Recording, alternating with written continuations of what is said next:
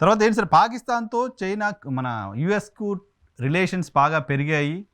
Reason ఏంటి అంటే అక్కడ ట్రంప్ పక్కనున్న లాబీయిస్టులను, ఆయన సలహాదారులను పాకిస్తాన్, ఆ పదం నేను వాడచ్చో లేదో, బ్రైబ్ చేస్తోంది, వాళ్ళని మేనేజ్ చేస్తోంది, వాళ్ళని లాబీ చేస్తుందో ఏదో, ఏ పదం అంటారో తెలియదు. ఆ కారణంగానే వైట్ హౌస్ లోపలికి పాకిస్తాన్ మిలిటరీ చీఫ్కి పిలిచి ఆహ్వానం పలకడం, ఆయనతో 2-3 సార్లు ఈ మధ్య కాలంలో మీటింగ్స్ పెట్టడం, ఇవన్నీ జరుగుతున్నాయి. సో ఇండియా పాలిట అది కాస్త ఇబ్బందికరమైన పరిణామంగా చెప్తున్నారు. ఏంటి అసలు అది ఏం జరుగుతుంది? అలా బ్రైబ్ ఇచ్చో లేకపోతే లాబింగ్ చేసో వైట్ హౌస్లోకి వెళ్ళే పరిస్థితి ఉంటుందా? ట్రంప్ సలహాదారులను మేనేజ్ చేస్తే సరిపోతుందా? దాన్ని లాబింగ్ అంటారండి, బ్రైబ్ అనరు. అంటే లాయర్లకు ఇచ్చే వాటిని సొఫిస్టికేటెడ్ గా మేము దాన్ని లాబింగ్ ఫీజ్ అంటాం, బ్రైబ్ అన్నాం.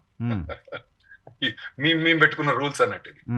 సర్వీస్ తీసుకుంటున్నాం, సర్వీస్ తీసుకుంటాం. యా, సో దాన్ని లాబింగ్ అంటారు. Lobbying allowed. ఒక గవర్నమెంట్ వేరే గవర్నమెంట్, యుఎస్ గవర్నమెంట్ దగ్గర లాబింగ్ అలౌడ్. ఇండియాలో కొన్ని రిస్ట్రిక్షన్స్ ఉన్నట్టున్నాయి, కానీ యుఎస్ కు ఎటువంటి, యుఎస్ లో కూడా రిస్ట్రిక్షన్స్ ఉన్నాయి, కాకపోతే చాలా ఇట్స్ అలౌడ్. అయితే దానికి ఏం చేయాలి? లాబీ చేసి అతను క్లియర్ గా నేను లాబీయిస్ట్ అని మార్కు నెత్తి మీద పెట్టుకొని పోవాలనుకోరా, నేను పాకిస్తాన్ నుంచి లాబీయిస్ట్ వచ్చిన అని చెప్పి దాదాపు నెత్తి మీద పెట్టుకొని పోవాలి. ఎక్కడ పోగానే మేము అనౌన్స్ చేయాలి, నేను లాబీకి వచ్చిన, నేను దగ్గర డబ్బులు తీసుకున్నా పాకిస్తాన్ దగ్గర అని చెప్పాలన్నట్టు. సో అటువంటి లాబీస్ అలౌడ్. మరి అటువంటి లాబింగ్ ఏమైనా చేసిండ్రా చేయలేదా నాకు తెలియదు, కానీ లాబింగ్ ఈజ్ లీగల్. యుఎస్ అంటే ఈ లాబీయిస్ట్ కొందరు చాలా చాలా మిలియన్స్ ఆఫ్ డాలర్స్ ఫండ్ చేస్తారు కొందరు. Okay, through lobby white house లోకి వెళ్ళొచ్చు. త్రూ లాబీ వెళ్ళొచ్చు. వైట్ హౌస్ అంటే మీకు నార్మల్ గా ఏ కాంగ్రెస్ పెట్టుకున్నా పంపించేస్తాడు. ఇప్పుడు వైట్ హౌస్ డిపెండ్స్ ఆన్ అందులో ఉంటాయి దానికి. వాళ్ళు పర్టికులర్ గా లాబీ పెట్టుకుంటే వెళ్ళే ఛాన్సెస్ బాగుంటాయి, మీకు వెళ్ళి కలిసి ఛాన్సెస్ ఉంటాయి. ఓకే, సో ట్రంప్ రెండోసారి అధ్యక్షుడు అయిన తర్వాత అన్ని దేశాలు, ఒక్క నిమిషం అండి, ఇది లాబింగ్ ఎఫెక్ట్ కాదో కొద్దిగా మనం డీటెయిల్ గా అనాలిసిస్ చేయాలి పాకిస్తాన్ తోటి. ఎందుకంటే అబ్రహం అకార్డ్ అని మొదటి నుంచి సౌదీ అరేబియా వీళ్ళందరూ, ఖతార్ వీళ్ళందరూ ఇజ్రాయెల్ తోటి ఫ్రెండ్షిప్ చేసడానికి ట్రై చేసిండ్రు. ఈ మధ్యలో తర్వాత ఎప్పుడైతే హమాస్ అటాక్ చేసిందో అప్పుడు మొత్తం డీరేల్ అయిపోయింది. అయితే ఇప్పుడు మళ్ళా శాంతియుత ఒప్పందం హమాస్ ఇజ్రాయెల్ మధ్యలో అయింది. ఆ ఒప్పందంలో అక్కడ ఈజిప్ట్ ఒక అధికారులు ఉన్నారు, ఇజ్రాయెల్ ఒక అధికారులు ఉన్నారు, పాకిస్తాన్ నుంచి కూడా ప్రైమ్ మినిస్టర్ షెబాజ్ షరీఫ్ కూడా అందులో విస్తృతంగా కనబడ్డాడు, మీటింగ్లు ఉన్నాడు అక్కడ. మీరు అన్నట్టు ఆసిమ్ మునీర్ కూడా దగ్గర తీసుకోవడానికి కారణం వీళ్ళు లాబింగో నాకు తెలియదు, కానీ ఎప్పుడు కూడా యుఎస్ పాకిస్తాన్ దగ్గరకు వచ్చినప్పుడు ఏం చేసిందంటే, ఎప్పుడు వాళ్ళ మిలిటరీ వాళ్ళని హైర్ చేయడము, లేదా అంటే వాళ్ళకి అక్కడ ఏమన్నా నెసెసిటీ ఉంటే తప్పితే పాకిస్తాన్ దగ్గర వీళ్ళు పోయి ఆడపోయి వాళ్ళ దగ్గర పోయి వాళ్ళని బట్లాడుకోవాల్సిన అవసరం లేదు. సో ఒకటేందంటే వీళ్ళకేమో ఆఫ్ఘనిస్తాన్ లో ఒక బార్గ్రామ్ ఎయిర్ బేస్ ఒకటి కావాలని వీళ్ళు అడుగుతున్నారు. ఏది దానికి పాకిస్తాన్ ఇన్ఫ్లుయెన్స్ చేయగలుగుతుందని ఒకటి. సెకండ్, నేనేమనుకుంటానా అంటే మనకి ఇజ్రాయెల్ పాలస్తీనా గొడవ అన్నది 2000 సంవత్సరాల నుంచి వస్తుంది. అవును. అయితే ఈ మధ్యలో హమాస్ అటాక్ చేసినప్పుడు ఏం చేసిండ్రు, గాజా స్ట్రిప్ లో పోయి మొత్తం ఇజ్రాయెల్ మొత్తం దాదాపుగా 90% బిల్డింగ్ మొత్తం పడగొట్టేసి అక్కడున్న మొత్తం పాపులేషన్ అంతా ఇద్దరు బయటికి ఈజిప్ట్ కానీ వేరే కంట్రీస్ కానీ సిరియా కానీ సిరియా అంటారు మన జార్డన్ కానీ వేరే కంట్రీకి వెళ్ళిపోవడము, లేదా డిస్ప్లేస్ అయిపోయి అక్కడ మహా దయనీయ పరిస్థితిలో ఉన్నారు. అయితే ఇజ్రాయెల్ ఒప్పందం పెట్టినట్టు ఏంటంటే హమాస్ మస్ట్ బి డిస్మాంటెడ్. అక్కడ హమాస్ ఇస్ ద గవర్నమెంట్ అక్కడ ఇక అమెజాన్ నడిపిస్తుంది గాజా. ఇప్పుడు గవర్నమెంట్ తీసేసి ఆడ వేరే గవర్నమెంట్ వచ్చినట్టు లేదు. వచ్చేటప్పుడు లేకపోతే వ్యాక్యూమ్ వచ్చినప్పుడు ఏమైందంటే నువ్వు వేరే గవర్నమెంట్ రానియవు, అక్కడ ఎవరి దగ్గర గన్లు ఉండనియవు, ఆడవాళ్ళు చెప్తే వినరు. సో అక్కడ గొడవ ఇద్దని ఒక యుఎన్ ఫోర్స్ అన్నది అక్కడికి పోవాలి. ఓకే, యుఎన్ ఫోర్స్ పోవాలంటే ఎవరు పోవాలి? మనం పోయినాం అనుకోండి, వీళ్ళు హిందువులు రా అంటారు, క్రిస్టియన్ పోతే వాళ్ళు క్రిస్టియన్ రా అంటారు, జ్యూస్ పోతే మరీ ఘోరం. ఇంకా మన హిందూస్ అన్నా పర్లేదు, జ్యూస్ అంటే వాళ్ళు అసలే నచ్చరు, ఇది ఇజ్రాయెల్. సో ఎవరు పోవాలి? ముస్లిం ఫోర్సే పోవాలి. ఎందుకంటే గాజాలో ఉన్నదంతా 98% ముస్లిం పాపులేషన్ కాబట్టి ముస్లిం ఫోర్సే పోవాలి. ముస్లిం ఫోర్స్ వల్ల trained military that can be hired at a very lower price. అది పాకిస్తాన్. ఓ. వాటిని మనం వెనకట వాళ్ళను మెర్సనరీస్ అనేది అన్నట్టు. మ్హూ. మెర్సనరీస్ అంటే ఏంటంటే, నేను యుద్ధానికి పోతున్నా అనుకోండి పక్క దేశంలో, మ్. నా దేశం నుంచి జనాలను ఎట్లా పట్టుకుపోతా, మ్. ఆ పక్క ఈ పక్క దేశాల నుంచి పైసలు ఇస్తే బంగారం ఇస్తే వాడు వచ్చి నా పక్క యుద్ధం చేసే వాళ్ళు ఉంటున్నారు. Okay okay. వాళ్ళని మెర్సనరీస్ అంటారు. మ్హూ. ఇప్పుడు మెర్సనరీ సైన్యంలో, దాని తెలుగు పదం నాకు ఎగ్జాక్ట్ తెలియదు. మ్. మెర్సనరీ పదంలో అతిపెద్ద దేశం అంటే అది పాకిస్తానే. ఓహో. ఆ, ఏషియాలోనా? ఏ ప్రపంచంలో అంత పెద్ద మనీకి హైర్ అయ్యే మిలిటరీ ఏది ఉందండి? ఓకే. మీకు ఇట్ ఇస్ పాకిస్తాన్. ఇది పాకిస్తాన్. మ్హూ.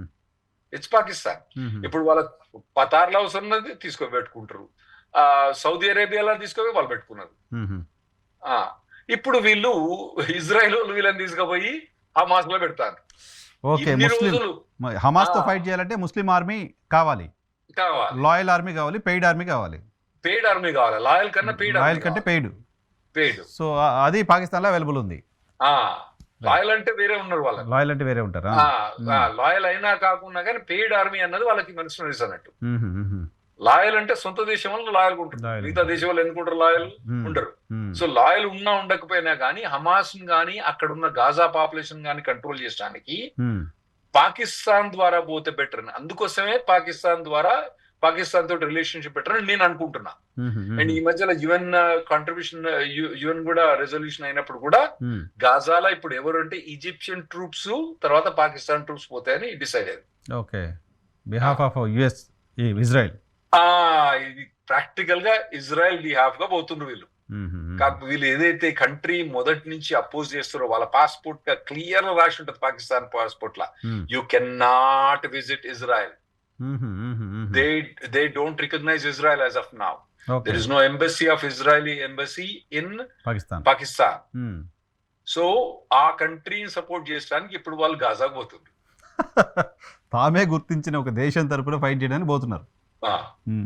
Good, interesting. దాన్నే మెర్సనరీస్ అంటారు. Okay okay, right sir.